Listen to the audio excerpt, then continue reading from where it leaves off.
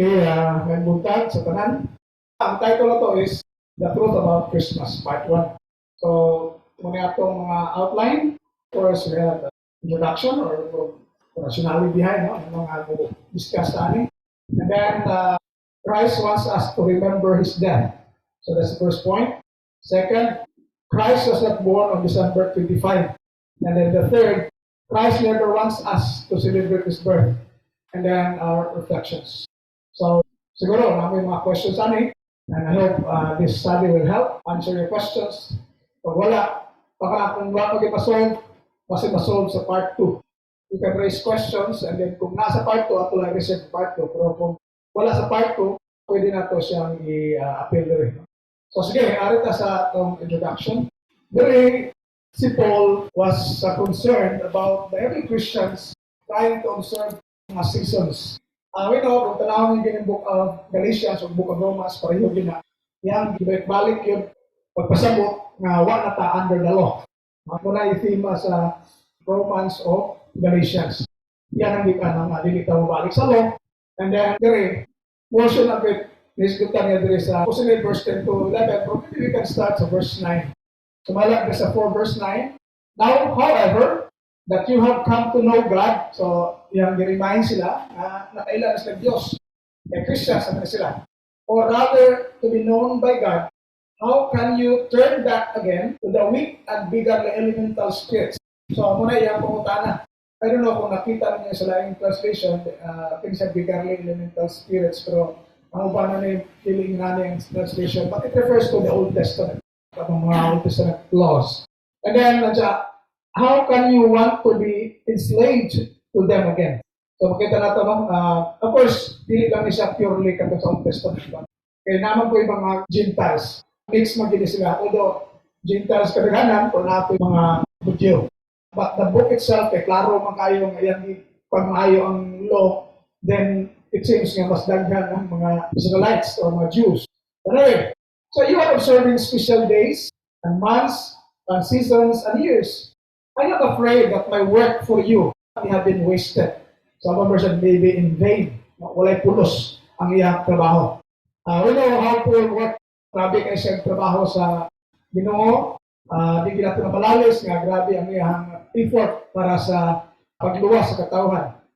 And despite sa mga pagsumpak, mga pagsumpak itong ibuhat sa mga Hudiyo, ugubang pang mga dili totoo, pero mas daghan din mga Hudiyo. Musumpak ni Paul. In fact, ang mga Jews mo ay i-attempt niyang patay. In fact, one time, bibiyaan siya nga half-dead. Nagtulog silang patay ato. It was the work of the Jews. So, mas daghan siya ang problema sa mga Jews mismo. So, grabe yung work. Muna yun nga, I am afraid that my work for you may have been wasted or may be in vain. Maway pulos ko na yung paghagok nadto kanila. So, kung sa may pasabot ani, ang sa may nakuha nga nahadlo ko mga akong trabaho na makawang, murag ay pulos. Kung sa may makuha na to diya, kung yung kaanak. Any comment? Pinidiri nga portion. Verse 11. Nahadlok daw siya nga iyang mga buhat makawang. Baka nang tagpoy di mahununaan eh. Kung sa'yo tanaw ninyo. Any comment? O at first glance, kung makaibasa ka ng verse 11 lang, kung sa may come to your mind. Wala? Di ba kung ngayon ka makawang, mahadlok ka makawang, then they are in danger. Okay, masayang mo daw. Sabi nga, I think I comment nga, wasted yung effort kay na-learn man ang mga tao nga iyahan i-teach. Okay. So, thank you si Sarah. Kanya bang usapo na, kakako na sila, then biyaan nila. Diba? Marag useless kayo. So, this also signifies nga, kibawata Christian kanyang isulatan. This also signifies nga, hindi na true kanyang one single saved. Diba ka nang mahadlok mo siya masayang kanyang trabaho? In other words, there is danger. Nga, pwede mga anak, nasuluwas na sila, grabe ni effort ni Paul para maluwas sila, and then in the end, bawa na sila. Diba? So, muna siya ang in fact, sa ako grabe ka kung trabaho po, pero muna sa nagiging mo muli kaya nga po, ma-wasted ba yung time. Muli ka sayang nga ito, So, in other words, na danger, wala kinang one single receipt. Plus, dere, nag-isgot siya nga, in the context may observing special days, so naagay something in mga observance of days. Pili dapat i-observe. Kanya, yung mga special days, months, and seasons, and years, in the context of the entire book, nga, yang ipa ng mga Hudyo, nga, ipakita ng law, wala na. Then, most of this, not necessarily completely good, mga practices lang or mga festivals o sa mga new moon sa Old Testament. Posible po nga na ay katong mga practices sa mga dili Hudyo, mga Gentiles before. Kaya kung na ang mga Israelites, naan po na yung mga practices yun ang mga dili mga Israelites, di ba? Pero, ipunta na nato sa katong mga Old Testament, kasi again, maging mayo ni Paul na wala na ng law. O di ka mo ba, Acts chapter 5, tingnan siya. Kung magpa-circumcise mo, you have fallen from grace. So, klaro na, circumcision yung i-cut po dito. Sa katong magpa-justify by the law, you have fallen from grace. Or you have been severed from Christ. So, chapter 5, So, kailangan the whole chapter, more question, Old Testament yung i-refute. So, ako give chance ka kining mga special days, months, and seasons, and years, katong mga festivals sa Old Testament. Agree ba tana? So, marami mo bisakan, tibukan sa libro. Kaya, paano yun? Paano bisa, pakita na, we are justified by faith, not by the law. Something like that. Chapter 3. Paano siya? So, during a special days, during months and seasons and years, ako give chance na nakakatong mga Old Testament practices, balik nila. Kaya, utanawin mo, kaya mga practices ng gulisod ko na biyaan, mga binabuhat sa mga tao, labi nagdagdan kayo, gulisod na biyaan. So, mga festivals, kung sa diyan, gulisod na biyaan. Pero, even katong individual na circumcision, yan ganing discuss na siya. So, naapaganin mo, attempt, mo ingon nga, dapat circumcise na. Kung talawin ng Acts chapter 15, dito, nagtigom ang mga apostles. Yan sa pinakama nila, nagtigom sila. Tulad kay naaga po na, sige ingon nga, kinanglan circumcise pa mo. Diba? So, dapat tayo nga, ang circumcision, not a festival, hindi kinabuhat ka ng yearly or diba, ng mga festivals, a certain month at a year, ngayon pa na siya. Circumcision can be any day, kay 8 days old ang bata, circumcise man. Diba? So, hindi siya, nakaging chance nga katong mga festivals sa Old Testament. Ang question na, kasi naghatag atong mga festivals. Kung may dahil siguro ang Ginoo. Kaya kung ang Ginoo naghatag ato, di na niya ipabalik ni Pablo kung siya pagkakugiyan sa tao. So, ayat makuha na itong prinsipyo doon. Na kung kiniiya sa Diyos, ka ng mga Old Testament ng mga festivals, mga months, seasons, and years nga nakabutang dito, nagdagdag ka na sa Old Testament, kung katong iya sa Diyos, dili ka ni ipabalik ni Pablo kung sa pagka ang mga gihimo lang sa tao. So, muna nga, kinahanglan mo think about this seriously. Kaya naman, para makita lang mga stricto kayo, kung manaon, although na, mas stricto na ito, na sobra po kayo. For example, uban, pati mga damit, pati buhok, dili kaputlan, na yung mga denominations. So, sobrang important na ng extent na ito is, kung sa ipan, ang mga doctrinal nga atong i-tackle yan. So, yeah, kini siya nga observance of special days, most likely, ang Ginoo naghatag na sa Old Testament.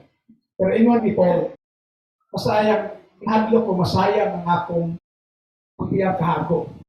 So, meaning, na-danger. Kung mabalik sila dito sa Old Testament, niya, kaya kung dangerous ang pagbalik sa Old Testament ng ihatag Ginoo, more dangerous kung padto ta mo practice sa mga wala ganit ihatag yun sa Ginoo. So, ayun, maliga na to ang atong rational nga nang ato mo din siyang i-discuss. Okay? Even among the churches of Christ, divided mga tao, daga nag-practice niya po o sa Christmas. One time, gani dito sa balay sa noon kayang personality, ilang games, dito silang balay pag mismo sa Reluisa. Kita nyo sa Facebook, kanilang kung contest, kung mo ay Christmas tree. Yan na. So, ngayon lang nga, celebrate mo kita sa birthday na ito, manong dito celebrate the birthday ni Christ. So, kung mo na yung mga rason ng nga na ba. Pero, sige lang, Kung ikamutan, no, what is it pleasing to God, mga importante, kay tentanan, nanubag magtabot dito sa lukmanas Ginoo. Okay, so, ngayon, klaro na even the Old Testament ng mga observances, kumalikan to, makasayang sa work ni Paul. In other words, dili sila maluwas. So, nasayang yung effort, diluwas sila, walihan sila sakto, kung niya, mubalik sila dito, dili na po sila, masipin pa siya. Again, sa chapter 5, ano eh, katulang mubalik, mo insist na mag-circumcise, you have severed from Christ, you have fallen from grace. So, chapter 5, ano eh. Okay? So, next, here is something that we have to apply in a principle. Ingon ni Paul, now these things, brethren, I have figuratively transferred to myself and to Apollos for your sakes, that you may learn in us not to think beyond what is written, that none of you may be puffed up on behalf of one against the other. So, niya makita na ito nga, apoy prinsipyo, nga ito maglapas kung siya nasulat. Okay? So, una, kung wala na isulat, ato ginang susihon. Kung wala na isulat, akong chance nga dili na iyas Ginoo. Next, ganong kinahanglan ginato because in the posible nga hypocrite ang tawag sa Ginoo nato. Pwede ta mag-praise and worship all day long, pero ang atong ginatudlo nga iya na sa tao. Kung atong ginipinakamutan, malikaya na to iya sa tao, ako nag-pray nga mag-guided ta properly. Nga dili ta ka tudlog ato lang. Because ako, madlo ko anak, kay klaro magkana ni Kristo. In vain do they worship me, teaching human precepts as doctrines. So, masayang ko itong pagsimba. Masayang ang pagsimba. Di po niya ako, mag-Christ pa na. So, ang vitamin mo na. But to, try our best nga, ma-remove na to whatever human ng mga doctrines or precepts. Kaya, dili din na siya acceptable to God. Nga ka, kung sa kaya implication na kung kita mulapas o buhat sa mga wala itudlo ni Kristo. Any idea? That's it. Ayun sa tao, sir, second John, verse 9, wala tayo Ginoo. Okay. Ang teaching na ito, dili sa doctrines. Okay, thank you. So, ang second John yung basihan ng kung wala ng pamilya, naglapas pa sa pagtulong ng Ginoo, wala tayo Diyos. That's good. Nausa na. Now, daghan mo kayang pinaka-point mag-usapan is naaman sila faith. So, naa sila faith. Nga, tinanong faith naman. Hebrews says, it is impossible to please God without faith. So, kung nakakay faith, okay na daw. Actually, faith, necessary mo din na. Kung mata mo, hindi na. In fact, ako emphasize nga, even the Old Testament, throughout the existence of this universe, faith din na. Even sa Old Testament, many people do not know nga faith yapon ang makasave sa Old Testament. Faith na yun, under the law, no one is justified. Yung silang tanan, under the law mo sila. Kung ano na-justify na ito nila. Si Moses, si David, Hezekiah, Josiah. Ito sila, wala ito din maluwas kay under the law mo sila. Nga, sayang, di ito tanang Old Testament people, wala dito maluwas ano. Diba? Maluwas yapon kay sa Hebrews 9:15, hindi mo covered din sila by the blood of Christ. Pero, kung sa may buhato nila, para makakover sila, they have to obey. Kung may yung Ginoo nga, makasala mo aning klaseng kasala, agad mo aning hayop, inihalat mo, that shows you have faith. So, faith yapon. Diba? Kamo, mugasto mo butang para ninyo walay pulos, useless. Ang dito gini example na kananaagi ako ni Pali kananaagi sa probinsya. Siguro kung ako kapoy sa probinsya, hindi niyo makanay akong istorya. Nga sa probinsya, nako kinag-chance, sabi na sa unang panahon, kaya magkasakit lang, may sanat-sabat, sa batis, for example, auto din ang albularyo. Pagkatos albularyo, kung tumon kayo na, ay, nakasabog di siya, dili mo na ito, ang nakakahoy. Relate mo na. Makasabog di siya, dili mo na ito, ang nakakahoy. Karon, kung sa may buhaton, aron malipay itong nasabdan. Magalag ka rito, manok na ugis. Ang ugis may lagi ka, no? Nawa mo na, kibawa ko na po sa albularyo. Ito, sabi bigay ng ginawa. Ako na, lagot kayo ko pati sa mama. Kaya hindi na sa, hindi ako doon sa grace na tayong sudlon, sa laot, dito lang pa. Nato yung popping ang panganak ko. Ako mga parente, kung yaan, Nailad din niya. Grabe ka sa bukan ba? Ang ilad. Pati ang mama, nga ipawag kang ilad. Sayang kayo para. Ganit, kailangan ko swim ko sa una.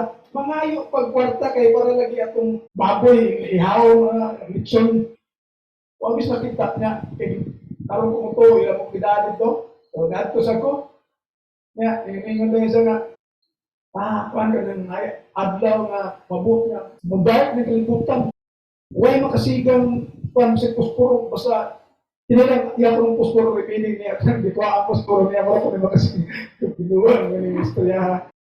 And then, ang himalan. Kaya ko, mawarta ko. So, akong iyaan may gusto mong himalaran. Ikaw, pila man. Oo, parta siya. Dati, pangalan, lagi diba pa 40. Kaya na, malam. Bugay naman niya. O sa Christian na ba ito? Early 90s. Kaya, malam siya. Puros yung palpak niya hanggang una. Ako pa kong ninyo kay nagplano pa ko mong balik sa kanan. Kaya palandaan, baka ako na siya. Until now, kung yung plano, dapat magpili ka. O, grabe. Yung kaya, marunong kaya natin saya itong para yung makamot as busa. Kaya akong niyaan, kaya mutuo kayo. Ay, mahatag vitamins na. Vitamins na Planax. So, ikaw mo ato ganito na vitamins na ang mo sakit-sakit, marilib yun, pero-relieve ko na. So, para kaya niya, ano na yung mga hiringon, manumunaw siya kung sa ipan, kung sa trabaho. So, ako yaan na mananahi. Ang daawa sa, asan siya tingnan, dire na, mahulog dito, mga linukot ng mga pagtahi ka, mga pangapto, mga mahulog. So then, kung sa bato sinaw kayo, mahulog. Naras ka mo, at naman yung subkursa niya. Yung anak kay, sana siya ka namulat ng sirens kaya putol, ako nang bali ba? Sirens yun. Kung ito yung anak niya, mahulog. Tapos ka mo, patawag ba, suya kayo ko, di pungayuan kong itanwis kong mama. Eh, kung lagi magpapangatong baboy, ako niya itong nanakbal. Kung mapubos ka, kaya ayun na yan, sayang di kayo. Kung ito pagkaugma, akong tuyuan dito, kung ito ako. Sa sakit mo, amoy ka. Sakit mo, dire, kanya? Hulog, kabensin ko. Pwede rin mo nakit, kaya magparta mo. Tapos yung dan, kabensin ko, hulog. Manaros ka mo yun. Kana, kung useless kayo, kung wak ka mo to, hindi nyo ka mahatag. Pero kung tuon ka sa useless na, mahatag ka. So, mga Old Testament. Nga, kung bisag piligid mo ay makaluwas na katong dugo, pero kung nakay pagtuo, kaya kung may Ginoo, mahatag ka ito. Eh, sayang mo kayo mahatag ang hayop. Huwag ka mo tuo. So, na pagtuo, throughout. So, hindi problema na pagtuo. So, karon, kung atong mo bukas pagtuo na sa tao, huwag kita mo tuos Ginoo. Ano naman? Bibilin nga, wala nahatag standard sa Ginoo. Pero ato kung manawag mo kas tao. So, akay pagtuo, actually, sa Ginoo. Huwag ka nito, nahatag niya ang tanan. Walang matama, pero sa iyas tao, okay? Wala ka mo tuo ni nahatag na tanan. Pero kung kita nito, kita sa Ginoo, hindi na tamad ko na, kinala ito tanaw, susiyo na itong iyang hatag, kung natin pagtuo. Okay? So, na implication na ito. So, kung matuta sa pagtulos tao, hindi ka malipay Ginoo. Ano man? Wala natin pagtuo niya. Isa mo ko yung patay pagtuo. Yun na may tabo. Okay. So, morning na si JC kanina nga kung wala tayong pabiling sa pagtuo ng Kristo, lapas ta, wala tayo Diyos. So, muna delikado. Okay? And pabiling ko na diya sa pagtuo, na niya mahanugan. Ano na sa first item, sorry. Christ wants us to remember His death. Agree ba tayo? Kung sa may isulti ni Kristo, ang kayong tanaan agree tayo. Ano ko yan? Okay? Ging man do not do this in remembrance of me. Ito, galing ako congregation, di kayo tapos sa ubang congregation ka na. Before you suffer, do this in remembrance of me, lahat ng ginabak ba. Before offering, God loves at forgiver ka na. Punta itong set aside in the first day of the week. Kung mga ginaakanila kita, mura ba kung kita mag-practice na natin, kung hindi kayo pamilya siguro. Pero, pwede sa practice na from time to time. Anyway, so, dali, sa katong Lord's Supper, katong ibuhat ni Christ na siya, ito mabasa Luke 22, verses 19 to 20. Then he took a loaf of bread, and when he had given thanks, he broke it and gave it to them, saying, "This is my body, which is given for you. Do this in remembrance of me." So, muna isuko na, buhata kini alam sa paghandong kanako. And he did the same with a cup after supper. Nga, doon natin gidugan. This cup that is poured out for you is the new covenant in my blood. So, hindi mo na ang sugot ni Kristo. do this, buhatan ni alas paghandog kanako. Nga, gibuhatan ni sa mga early Christians. Sa 1 Corinthians 11, mga ito mabasa, verse 23. According to Paul, for I received from the Lord what I also handed on to you, that the Lord Jesus in the night when he was betrayed took a loaf of bread, and when he had given thanks, he broke it and said, "This is my body that is for you. Do this in remembrance of me." Okay? So sa Lord's Supper, ang itayin gusto this ginawa. And then there is a 25. In the same way, he took the cup also after supper, saying, "This cup is the new covenant in my blood. Do this as often as you drink it in remembrance of me." So, na-capture ka ni Paul. Wala ka rin na-capture sa ubang mga gospel writers. So, mas observant ko ni si Paul. Anyway, for as often as you eat this bread and drink the cup, you proclaim the Lord's death until He comes. So, muna ang gusto sa ginawa. Kaya ang death ng God mo is naghatag na itong kaluwasan. Not the birth. Diba? Ang death yung i-conquer through His death, not through His birth. So, muna nga, gusto na po nagyan nga yung gusto may pagkapahintong iring death. Kaya ang death, kung na kayo, kung na siyang kung bigyan ko dawat ng mga masters, for example, patawan kita. Ano po man po nung magpakamatay po ng Kristo. Okay? Hindi ko no kinahanglan. So, ba't mo na i-emphasize ni Christ yung death? So, muna yung gusto na itong hinunduman. Okay? So, ayun, nakakuha na tato. Nakuha na itong point kung ano nga yun siya. Kung ano si Kristo, na kinahanglan siya, nag-require sa ito na hinunduman niya death, not His birth. Kaya siguro, pag hindi naman siguro daan pero ito lang suportahan o mga verses plus some writings from the Catholic Church or sa mga Catholic priest, for example. Kaya ito naman yun, kay Buddha siguro mga Catholic hindi pinaka kanang nag-celebrate nila. Ang mga Protestants nag-celebrate siya, pero mag-rindan pala sila sa katong dibuhat sa Reformation naman. Kay katong dibuhat ni Martin Luther, daghan pa man yun nga mausap yun. Pag kita reform, na-change lang ang form, wala ma-restore. So, muna nga, daghang mga practices nga na-carry over gapon sa mga Protestants. So, muna nga, kung source dire will be from Catholic sources na lang. Okay, no, may wamiluda na sila kinang pinaka-religion nga nag-promote o nag-practice ana. So, muna itong mga sources. Dire, anong size proof na to?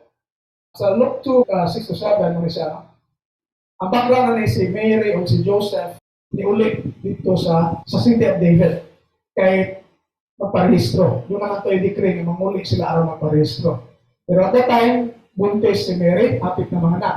So, muna yung sa verse 6, while they si Mary o si Joseph, while they were there, the time came for her to deliver her child. So, nabot ang takna na mga anak na si Mary. And she gave birth to her firstborn son and wrapped him in bands of cloth and laid him in a manger because there was no place for them in the inn. So, una situation, ha? So, natawa si Christ dire. Pero, what was the circumstance behind? Kung saan yung season ka, natawa siya.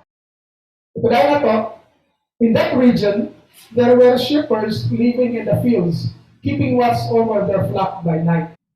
So, sa diyan natawa si Kristo, daghang mga magbalantay sa karnero nga nagtuaw sa ilahang mga karnero dito sa pagkanalan. Over their flock by night, karang gabi. So, kana lang daan, hindi posible nga winter siya. Diba? Anyway, natin Catholic sources, kunya, kana na ito, imposible ba yun, no? But from this account, makita na ito nga, when Christ was born, dili siya winter. Because doon ay nagbantay o sheep sa gawas. Gabiing na po.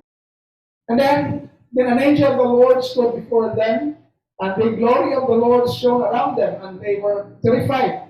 So, nahadlok sila initially, but the angel said to them, "Do not be afraid, for see, I am bringing you good news of great joy for all the people." So, makita na ito, no? Na sa igdala nga, mayong balita. Kalipay ko sa ng tao. Verse 11, to you is born this day in the city of David a Savior, who is the Messiah of Christ, the Lord. So makita na ito, muna isulti sa angel na tao karon sa siyudad ni David, na Savior. Tawag sa Messiah or Christ, Lord. Ang Bisaya is the Hebrew word, Christos ni siya sa Greek, so Christ. This will be a sign for you. So, tagaan sila timainahan, aron sila makataplag kaming bataa. You will find a child wrapped in bands of cloth and lying in a manger. I-specify yun sa angel. Sa angel kung silang timainahan makita nila ng bataa. Kanya, dili lang usa ka angel siya, suddenly doon ay multitudes of angels. And suddenly there was with the angel a multitude of the heavenly host, praising God and saying, Glory to God in the highest heaven, and on earth peace among those whom He favors. So, muna yung nato ng Gloria in excelsis Deo. Kung mo na Latin, pero sa'yo, ikasabot ng uban na. So, Gloria in excelsis Deo, muna siya, Glory to God the highest. So, Bana exulti, and then masag buhat sa mga shepherds. When the angel had left them and gone into heaven, the shepherds said to one another, Let us go now to Bethlehem and see this thing that has taken place, which the Lord has made known to us. So they went with haste and found Mary and Joseph and the child lying in the manger. So nakitaan din nila sumala sa describe sa mga angels. 17, when they saw this, they made known what had been told them about the child. So meaning, si Mary na Joseph, isultihan sila kung sa'y isulti po sa mga angels. Nga, ito, apil na ito, makinahing na tao, Messiah ni, Lord ni, Savior ni siya. Si Mary, kung kayo kasi kasabot pa, actually. Anyway, and all who heard it were amazed. Kung nahipulong sila, no? At what the shepherds told them. But Mary treasured all these words and pondered them in her heart. So, yan lang bahag dito niya, ganahan siya, pero yan lang ikip. Then, verse 20, the shepherds returned, glorifying and praising God for all they had heard and seen as it had been told them. So, muna yung tabo. So, yun is the reason nga imposible na tao si Christ on December. Specifically, December 25. Kung naka-experience mo lugar na ay 4 seasons, na ay winter, imposible yun na ay hayop na mabuhi dito sa gawas. Gusto may pagkaon niya dito. Halo-halo. Ha? Wala. Nga na ang itsura. So, makakaon pa ang mga sheep. Ito na. So, imagine na, no? Muna yung siyempre Christmas tree, kaya namin nabilig ko pa yung mga nagpatong ng mga snow. Pero, kaya, muna yung mabantay ka karniro during winter, imposible kayo mabantay sa hipotermia ang hayop. Okay? So, ito na sa mga saan ako ninyo, mga sources. For example, kini siya, so sayang lang din ako makuha ang exact date. But this was sometime mga early 90s or even late 80s. Di na ako makuha ang itong copy, ang buong yun, nalaksiran ako na pagkitaon ng papun ako, ito siya nga project. So makita na to niya ang isa dito mga volume number, issue number, at even the date and year. Kaya sure lang daan Captain Digest Space 111. Kaya mo rin habilin sa ako. So, kinsa may author ato sa mga naon, no? Of course, the source is Catholic Digest, author, Father Kenneth Ryan. Ini si Ryan na agaling siya book yun about Christmas. Ako nag-check, ako tayo pangita niya siya actual plan, di na makita, but nasa iyahan yung mga books. So nga na siya ka, prolific writer, naghan sila yung mga sulat. Anyway, this is under the article, what would you like to know about the church? Sa Catholic Digest sa una, doon nakaroon. Ito mga copies ako sa una, naani siyang section that towards the end. What would you like to know about the church? Then this one, nakuha na ko ni siya. Ako lang i-type din para sa unang panahon, ako mag-scan kaya itong nasa. Kung makita ko na ako pwede ako i-scan balik. Anyway, hero, no? Christmas is dated from the apparent movement of the sun. So, ako lang itantang uban kay taas kayo. Kung type ka na, no? So, may ellipsis. So, dated from the apparent movement of the sun. We don't know the dates of Christ's birth and death with complete certainty. So, muna yung sulti niya, tapasayag ka sa agad na tao si Kristo, hindi na yan tayo. So, kini pare na siya. The winter solstice, pagan feast. So, na ipagano nga pista ni nga winter solstice. December 25 was adopted rather early in the history of the church in Rome as the birthday of Christ. So, natin mga clue. Pero history, adopted rather early in the history of the church in Rome, kana kita na ito, malayo na rin siya. Kaya nga naman, sa Roma God, sa una, ang kining Christianity, di bawal gina. Only in sometime in 300, si Constantine, may emperor at this time, nga nahin napakita sa langit nga cross nga pula daw, nga napay nakalatin. Wala memorize, but something nga invinci. Kaya in this sign, signos invinci, something. In this sign, you will conquer ang pasabot. So, tungkol na iyang gi-allow ang mga Christians to live freely in Rome nga wala may persecution. So, kung mag-celebrate sila ang malamang kaya lang nga 300 AD. Nga si Constantine, iyan ang gi-allow ang mga Christians to worship freely in Rome. Sa una, for example, AD 64, si Nero, pagkasunod sa Rome, yang imong scapegoat ang mga Christians. Yang imong kandila. Yang ipagsunog ang mga Christians katong nasunog ang Rome. Una nga katong kinumdo mo katong mga IT, nga mag-born mo sa nagsideron, na dito picture man something, na building, na nagasunog, na burning Rome daw. Nero ang pangan. Nero burning Rome. So, wala siya. Hindi mo na ako ipadayin siya. Ako lang i-shortcut na diya. Basta klaro ta nga, dunay pagan feast, ano nga December 25 already, nga gi-adapt. Christianize pa. Ibig sinulog. I-Christianize mo na, ayap ay poster sa una, sa City Hall na siguro. Magdihin mo siyang festival ng made Christian. Inunidad yan. Hindi mo na siyang i-Christianize na.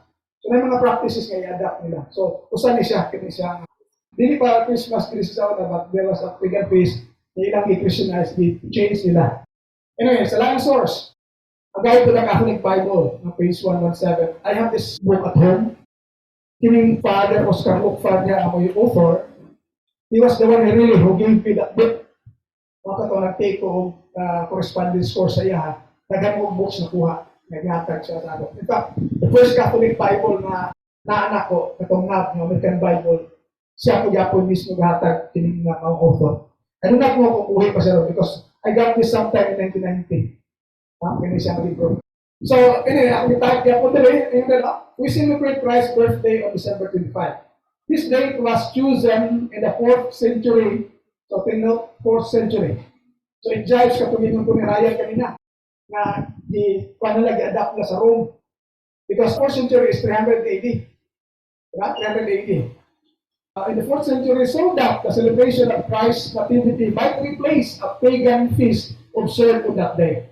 So, pare, yapo ni siya, taga-Montreal na siya, pero gusto gisulti.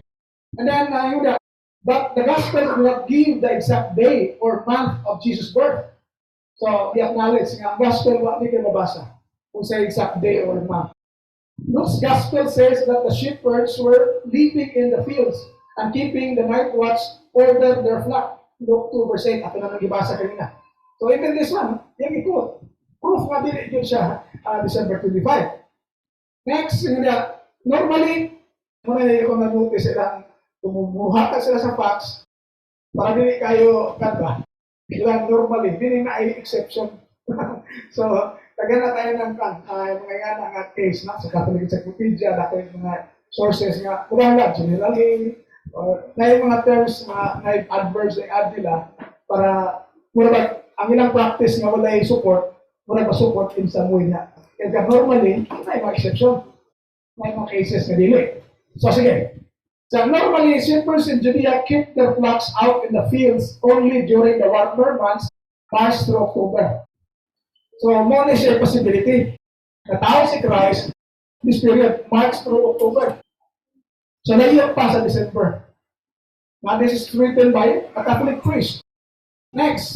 Therefore, it is likely that Jesus' birth occurred during one of these months, sometime around 6 BC. Yung BC na nasa mga issue, tapos na mag-start ng verse BC. Pero ano, i-gamit niya 6 BC. So, But anyway, klaro niya no, nga, it is likely kung ang birth ni Christ no, for one of these months katong March through October. Line first. I don't know, familiar mo na kay Pilipino mo na. Isa nakadungogan nga pangalan. Kani si Robin Bilyote. Sa Catholic Priest of the Archdiocese of Manila, his article titled Christmas Brother. I had the entire page akong i-cut din na nasa akong i-keep sa akong mga files. So anyway, Sunday Inquirer Magazine, December 19, 1993. Pila na ka-years na 2 days from now. Today is December 17, kaya December 19. So ako nang i-keep, magbuwak ko na ninyo. Mukha ninyo. Okay, next. Masahin ko niya. But December 25, let us admit, atong dawato, would not have been the exact date of the birth of Christ. The month of December in Palestine is a bleak winter season. So makita ko, bleak winter season. So everybody stays indoors, including the shepherds and their flocks of sheep. So klaro kayo, no? Nga, dito sa Palestine, where Jerusalem is, Bethlehem, nga bleak winter season now, everybody stays indoors, including the shepherds and their flocks of sheep. Augustus Caesar could not have declared a tax decree requiring his shivering agrarian subjects to travel to their native cities in midwinter just to pay a harvest tax at a time when there was no harvest. So kanya, walang kibawan na, kanya yung pare na isobyera niya, kaya kanya yung decree ko nga, magbayad sa ilang tax. O di ng kwarta ila sa una, no?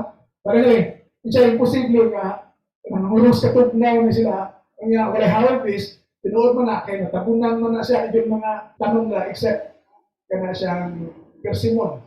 Persimon na siya, manggawas na siya, hinog na siya ilika winter. Muna ay naghatag lang vitamin C. Rich in vitamin C mo gina siya. So, grabe ang ginawa, no? Diba siya winter na kinahalang vitamin C ng mga tao? Natin to. Ito doon yung wataan na. Diba? Anyway, furthermore, Mary could not have traveled 70 miles through rough terrain, 3,000 feet above sea level, on the 9th month of her pregnancy in the middle of a freezing December winter. So, di siya mo to. 3,000 feet above sea level, may bukid-bukid di siya. Kung yung kibaw mas unang maalit to ang snow, mas dugay umaking snow dito kung nas bukid. Ang naasa, mo hindi dali na mga dugay o dali sa mga. So, muna ingon niya, imposible nga sa Mary makatravel. Kaya ka kayo mag-travel, labi na ako magahin ng snow. So, sa akin mo pa rin kamot, pwede ka ma-slide. Ako sa una, careful kayo kung kuwan ba nga. Ngunit ko sa bisikleta kayo kasi ma-slide ko. Huwag ito bantay, slide na dito. Yan, naka-kandiyan, no? Yan, may palagi ng yuta, lagi itong magpiniin ta, kaya itong tulos tayo, makakulma ko lang. Ang ayos, wag yun. Kasi na lang yung freezer kahit kayo. Nga na siya nga wag yun. So, listen kayo. Pero hindi, muna yung ibuhat ni Mary. So, din sa December. So, the ideal time for Augustus Caesar to declare a tax would be during the harvest season, when people could easily give part of their income to the government, and that would be at the end of September or early October. This coincided with the great Jewish feast of Tabernacles, when huge crowd of Jews were traveling to celebrate this feast. So, Old Testament nga, feast din siya, no? Feast of Tabernacles. So, ang iyang pinakataas ko no is early October. So, let's just make it mid-October. So, sa mid-October, October 15. Na, pagka November 15, 1 month. December 15, 2 months. 2 months and 10 days. Ang common mga nga, iba sa mga Churches of Christ, may nga, celebrate ng ganitag birthday, ang Ginoo, di natin celebratean. Muna, natakdan mo sa ubang mga denominations. Now, kumutan ako, isa pa ninyo nag-celebrate of birthday 2 months ahead or 2 months behind. Nakasabay mo celebrate of birthday 2 months ahead or 2 months behind.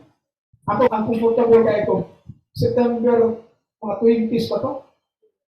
Celebrate ang birthday sa atong na-baptize na itong Panginoong teacher sa Lepan. Kaya, ubiya na magod may pagka September 30.